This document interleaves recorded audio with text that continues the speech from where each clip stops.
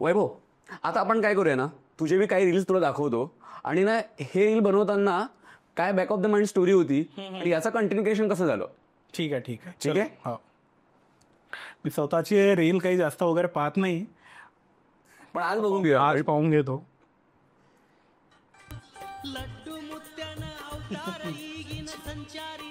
पुरा सेमच दिसून राहिलो बाई मी याच्यात. लड्डू मुत्त्या. तर ही लड्डू उत्सवाली जी रील होती, काय कन्सेप्ट होता? कन्सेप्ट काय नाही, त्यावेळेस हा जो बाबा आहे लड्डू मुत्त्या बाबाचे रील खूप व्हायरल होत होते आणि सर्व लोक याच्यावर स्पूप म्हणून एक रील बनवत होते. त्यावेळेस मी पण बनवली आणि माझ्या रूम मध्ये मी फॅन लावला नव्हता त्यावेळेस ना. त्यावेळेस म्हणजे तो एकदम ट्विस्ट होऊन गेला त्या व्हिडिओ मध्ये. तर मी तेव्हा शूट केलेली रील आहे. अच्छा. आणि मग फॅनच्या जागेवर मग तू? हा. Great great. आता ही आणखी एक रील आहे, रंग माझा वेगळा. अबे थांब, पांढरा काढून नको वापरू.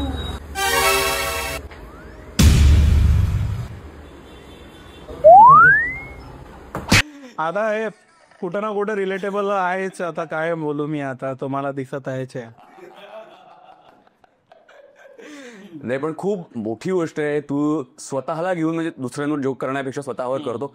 जमतं कसं पण? म्हणजे जमते, आता जमून घेणं पडते काम. का कारण लहानपणीपासून बहुत असे कोण ना कोणी गेम घेतच होते. पहिले चिडत होतो, पण आता चिडून काही फायदा नाही म्हटलं. फायदा होईल स्वतःवर जोक केल्यावर, फॉलो होते तीन. मग असं कोणी फॅन वगैरे स्वतःहून तुला म्हणत नाही ना? पण मग नाही नाही, फॅन वगैरे मला एवढी हिंमत नाही ना कोणाची? हिंमत नाही.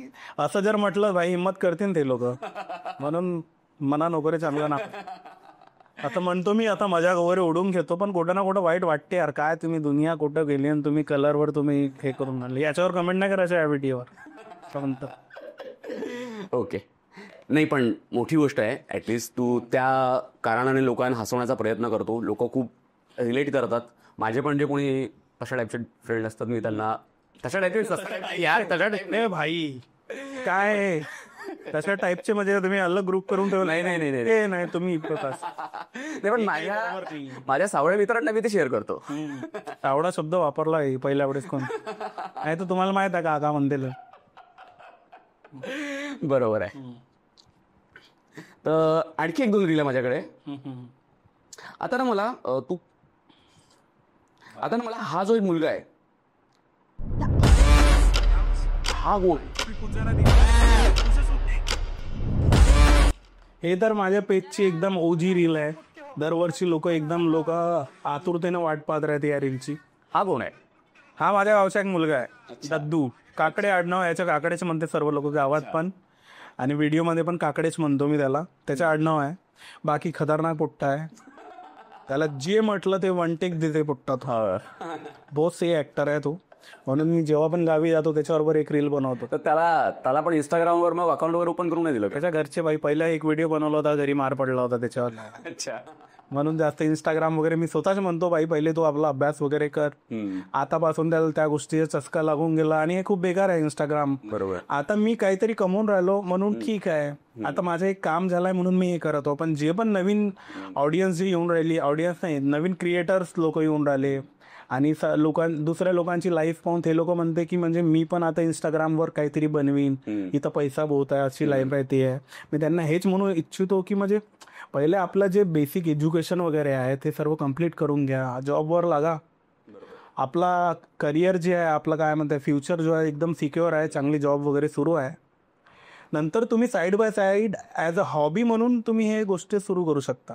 नाहीतर बस आपण काही आहोच नाही, आपल्या खिच्यात काही नाही आणि डायरेक्ट आपण ॲज अ करिअर आपण हे सुरू करतो म्हटलं नाहीये तर मग बेकार आहे. टाइम वेस्ट आहे, दुसरं काहीच नाही. बरोबर. अनलेस अँड अंटिल तुम्ही म्हणजे एकदम एक्स्ट्रा ऑर्डिनरी टॅलेंट आहे, तुम्ही पहिली रील अशी टाकून पाहिली टाइमपास आणि ते वैभव सारखे असले पाहिजे. त्यासाठी थोडा आउट ऑफ द बॉक्स पाहिजे. एकदम फुल. एक लास्ट रील आहे. हे कसं सुचलं? लग्नानंतरही बॉयफ्रेंड सोबत बोलणाऱ्या मुली. नाही, काल्पनिक आहे. मी असंच दिमागात येलं. क्रिएटर आहो ना मी, असं दिमागात येऊन काल्पनिक आहे ना. कसं तर नाही फोनच्या तिकडे वैभव असतो म्हणून. अरे बिलकुल नाही. काय पण बोलता का तुम्ही?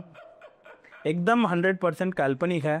माहित नाही समाजात असे कोणी लोक असेल त्यांच्याशी काही रिलेट नाही आहे. ते काय म्हणतो आपला मूवीच्या पहिले disclaimer येत. इस कहानी का किसी भी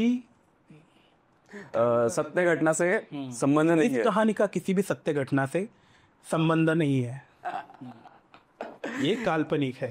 नाही पण ग्रेट खूपच जबरदस्त रील होती.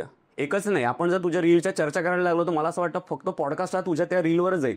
इतका जबरदस्त कंटेंट, इतका रिअलिस्टिक कंटेंट. धन्यवाद.